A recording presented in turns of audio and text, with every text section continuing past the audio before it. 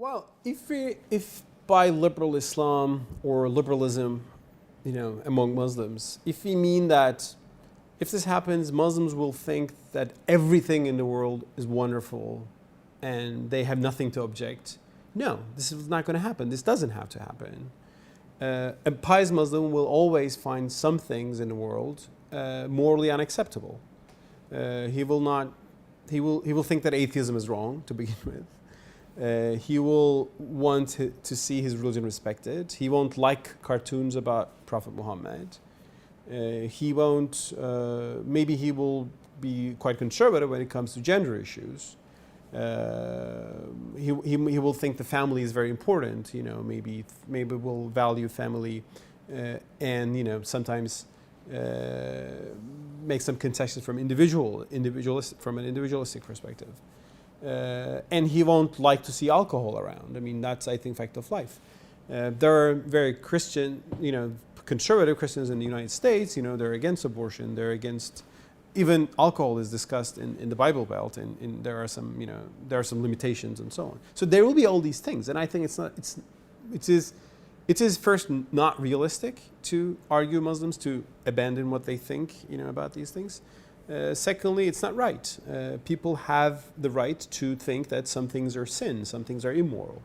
The question is, do they impose this?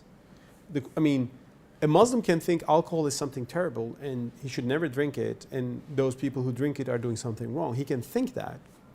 The question is, does he want to capture the state to ban alcohol for everybody? Or maybe he can have a bias towards homosexual people and can think that, well, I don't want a homosexual friend, that's his perspective. The question is, does he want to punish them and put them in prison or, flog them or something? And in my book, I'm showing that Muslims will have their moral values and some rigid maybe moral stances. That's not a problem, but they should not coerce people to subscribe to them. And I think we can make that distinction when we look at Islamic texts. And from a Quranic perspective, I made the distinction between crime and sin, for example. Muslims will not appreciate sin, but sin should be free. Because refraining from sin should be a religious obligation, not an obligation imposed you by the state. In Turkey, is this accepted by the pious Muslims? Well, there's a debate going on. I'm actually within the debate right now in Turkey. I'm writing about these things in Turkish as well. And within the pious Islamic community in Turkey, there is, I would say, a more liberal trend or liberal wing which likes what I'm saying about these things, which says, yes, there should be a freedom to sin. There's a more rigid camp, which is a little more skeptical. They understand that this is practical in the modern world. You have to tolerate these things, but on principle, they're not that willing to change. But I think the dynamics of change are there. Turkish Islam is much more open-minded than it was 10 years ago. It's much more open-minded than it was 20 years ago. And I think 10 years from now, things will be changing even more and changing towards a more liberal perspective among Muslims.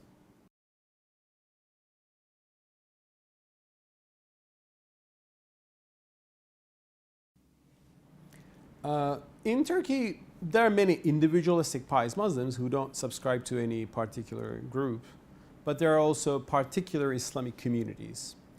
And these can be divided into two basic groups. One, the traditional tariqats, the Sufi orders, whose practices go back to centuries, ago, and whose practices are very much about piety and worshiping God and reciting God's name thousands of times in a night. Those sort of very old rituals, and morally they're very conservative, and they're not very much exposed to the modern world. They're living kind of their own cultural ghettos. And in Istanbul, there are neighborhoods that you can go and see. The people who have long beards and who wear maybe turban, and whose wives wear a very black chador and so on. And I defend those people to live that way. They're right. In an open society, you should have the ultra-Orthodox as well, like you have Orthodox Jews, I think, in the U.S. or in Israel. Besides those very conservative communities, but these are small communities, and they're getting less and less influential because they're very archaic in most senses when it comes to the modern world. There are other communities which are not old-fashioned Sufi orders. They're more modern in the sense that they're more dynamic and active in life. And their Islam is either centered on the ideas or the personal charisma of a leader. And we should mention two individuals here. One is Said Nursi, and another, he's a Muslim intellectual and scholar that I have great respect for. Nursi died in 1960, so he was a late Ottoman thinker who lived until 1960s, and he criticized Kemalism and he criticized the secularist tendencies of the regime, but he focused on defending the Islamic faith and defending Islamic morality through books. All he did was to write books, and these are totally peaceful, non-political books which focus on Islamic theology and Islamic faith and practice and morality. And those books created a following. There are millions of people who read Nursi's books. This is an intellectual movement in the sense that all they do is to read the books, publish them, write articles about them, and they are more, I would say, exposed to the modern world in that sense. And the other thing is, Nursi never became a critique of democracy. He actually supported democracy from the very beginning, because he knew that from the Ottoman times that a parliament is a good idea. And he supported the democratic movement in Turkey, and he supported center-right political parties, and his followers have done as well. So this tradition have always objected to the idea of an Islamic state.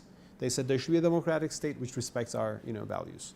They never, for example, supported the Erbakan movement in Turkey, which was Islamist in its ideology. They always preferred leaders like Turgut Özal or Demirel in the 60s, or Menderes in the 50s. These are the center-right political leaders in Turkey. And from that, so Nur movement can be said to be more modern and more democratic-minded. And they certainly were not political Islamists. And the Islamists always made fun of them as being too wishy-washy, or being not rigid enough, or talking about God and nature and love all the time instead of dealing with issues of Islamic State. Among the Nur community, a particular,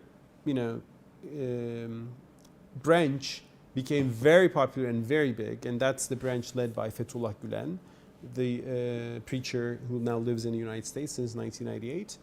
And they, I would say, updated the Nur, movement to some extent, and added Gülen's personal charisma to this. And they created this big, very powerful Islamic community in Turkey with millions of followers.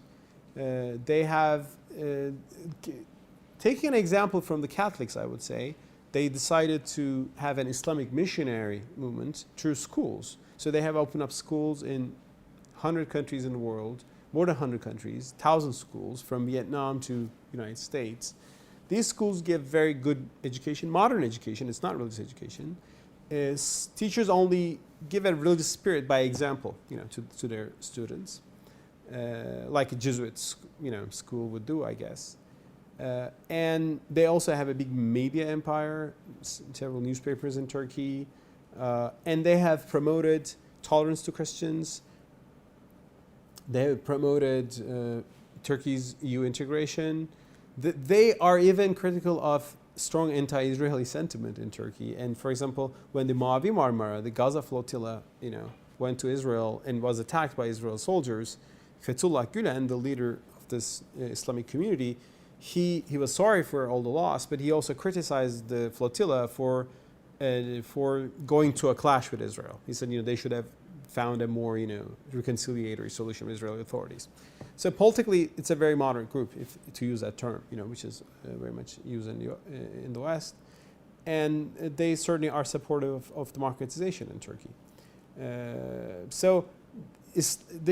I think there's change within Islamic individuals, but there's change within the Islamic communities as well. And especially the Gülen community, which is the largest and the most influential and most decisive Islamic group in Turkey, is quite welcome. I mean, when you look at it from a liberal democratic perspective.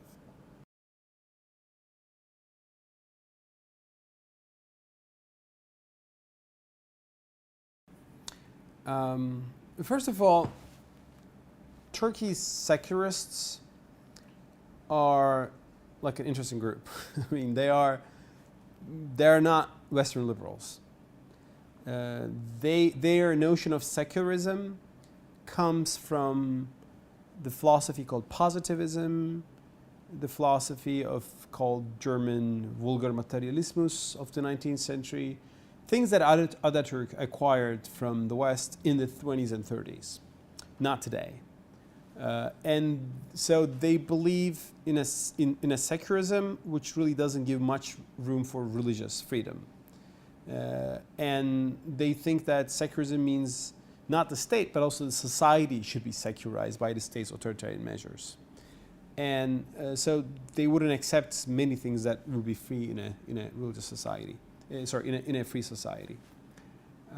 So they have this bizarre notion of secularism, which I sometimes call secular fundamentalism. And for a long time, they did not appreciate democracy because they thought democracy brings the wrong people to power. So their secularism was something which saw democracy as a threat.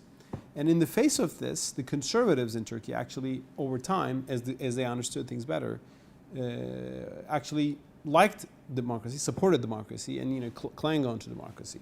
And that's why, for example, in the past year's discussions, when you look at the terms of the debate, the secularists were speaking about secularism, whereas the conservative camp and the liberals who side with them were speaking about democracy.